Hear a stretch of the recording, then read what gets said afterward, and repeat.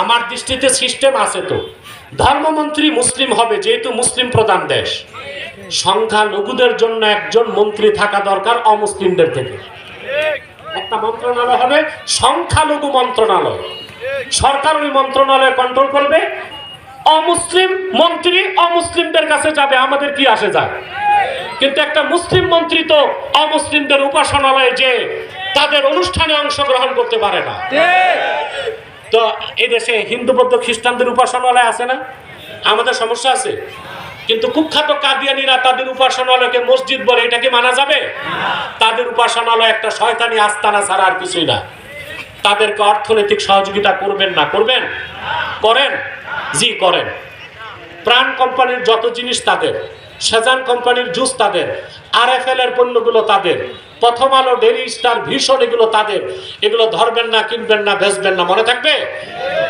আরেকটা মুসলিম সম্প্রদায় আপনাদের হাওর অঞ্চলে হাত দিয়েছে, হিজবুত তাওহীদ। এটা হিজবুত তাওহীদ না, হিজবুত শয়তান।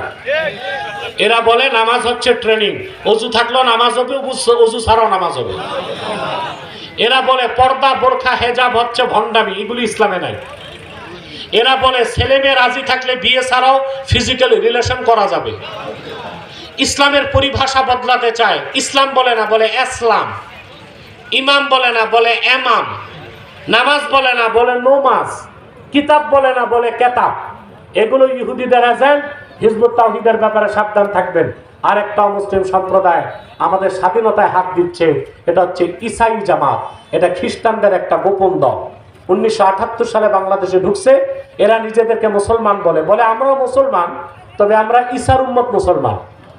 ঈসার উম্মত মুসলমান না খ্রিস্টান? এই পর্যন্ত বাংলাদেশে 2.5 লক্ষ মুসলিম পরিবারকে তারা খ্রিস্টান বানাইছে। গত 1 মাস আগে এটিএন বাংলা চ্যানেলে দেখছেন 100 যুবক যুবতীকে তারা ঘুরাতে নিয়ে পুকুরে গোসল করায়, বাইবেলে হাত দেওয়ায় খ্রিস্টান বানাই দিছে। তাদের উদ্দেশ্য খ্রিস্টান সংখ্যা যখন বেড়ে যাবে, পার্বত্য চট্টগ্রামকে আলাদা করে একটা খ্রিস্টান রাষ্ট্র দাবি করবে। হইতে দিবেন? এক তো হন না, এক না হলে ঠেকাবেন কেমনে?